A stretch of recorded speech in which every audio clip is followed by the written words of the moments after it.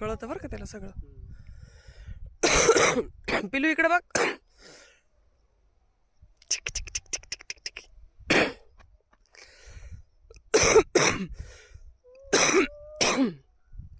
वाघ्या इकडे बघ.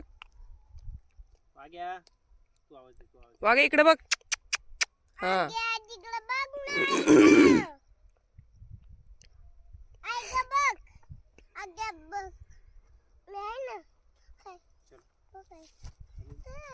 किलो रस्त्याने चालायचं मका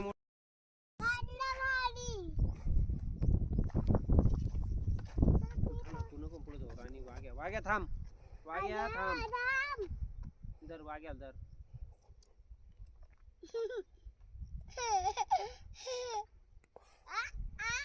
आपला वाघ्या आहे ना ग.